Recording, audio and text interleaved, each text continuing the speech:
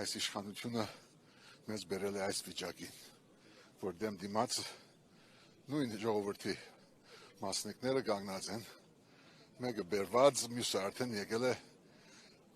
սկսել աշխարհիկ ղեկավարին եւ նաեւ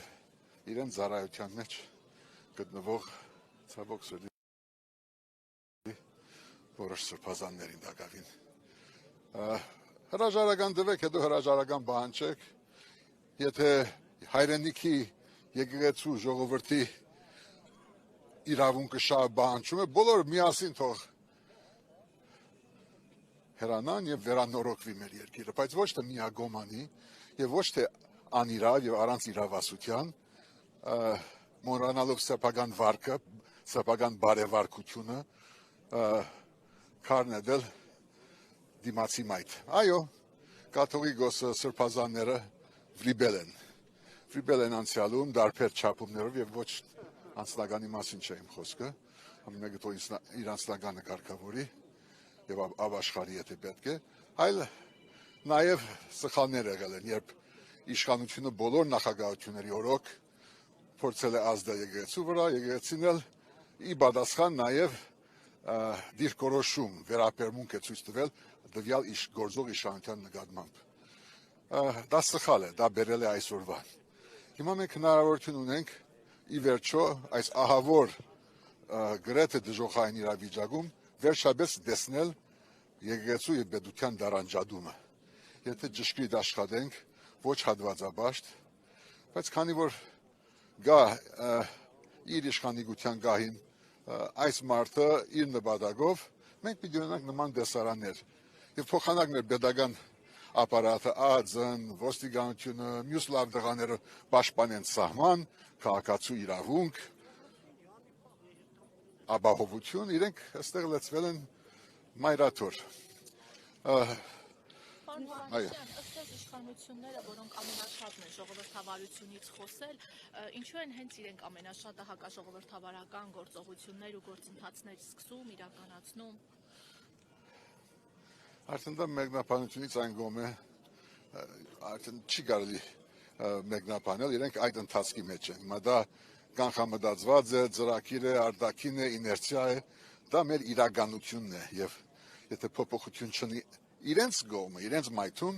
այս կահավիժումը պիտի շարունակվի նաեւ մայրաթորի շուրջ, եւ ես վստահ եմ, որ հայ ժողովուրդը պիտի պաշտպանի իր սրբությունը, իր արժեքը, իր ազգային ժառանգությունը եւ պիտի աշխատենք սրանից հետո վերանորոգման գնալ, այո, վերանորոգման, բայց առաջի հերթին Հայաստանի Հանրապետության հրապարակից, հետո մայրաթոր, հետո ամեն տեղ թող գնա այդ վերանորոգումը։ Բայց գրկնում եմ, նրանք ովքեր պահանջներ են ներկայացնում, հրաժարական, ապաշխարանք եւ այն արագ իրենք պիտի գնան այդ քայլին, վաստակեն այդ բարոյական, իրավական հիմքը խոսելու, բայց այսպես կալ ասպատակել, ժողովրդին բաժան-բաժանանել, սա ի վերջո նշանակում է, որ Հայաստանի Հանրապետության առաջի, երկրորդ, երրորդ թե իրենց չորրորդը արդեն ավարտի մոտ է։ Պարոն Հովհաննիսյան, 2018 թվականից օրվա իշխանությունը հատկապես թիրախավորում է վեհափառ Հայրապետի ինստիտուտը։ Սա ինչ բացատրություն ունի, ինչու հատկապես վեհափառ Հայրապետի ինստիտուտը։ Ես իմ պատասխանը միայն կարող է լինել տպավորություն կամ գուշակում։ Ես չեմ կարող մեկ դառնալ իրենց ներքին հոգու խղճի, եթե կա նման բան, իրենց մտածմունքների հետ։ Կարող եմ ասել, որ իրենց մոտ կա մի հատ ղեկավար, մի վարչապետ, մի ֆյուրեր, մի հոգևոր առաջնորդ եւ ինքը ունի կոնկրետ մեկ անուն, դա մի հոգի է։ Եվ նրանք, ովքեր աշխատում են այդ մանրագերտից դուրս, խոսք են ասում ժողովրդին, խոսք են ասում միջազգային հանրությանը, որը վերաբերում է հայոց իրավունքին, մեր ապակային, ուրեմն դա արդեն անուտելի է։ Դա վեհապար է, դա լրագրող է, դա փաստաբան է, դա ընդրված համայնքապետ է, դա բարեգործ է, կապ չունի։ Բոլորին հասնում է այդ մոտեցումը եւ դա, ինչ ասեմ, դա մատուցվում է, վաճառվում է որպես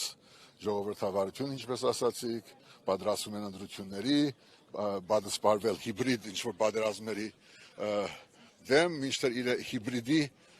հեղինակները հենց իրենք են, եւ մենք այդ հիբրիդությունը հենց այստեղ տեսնում ենք այս երկու կողմի վրա։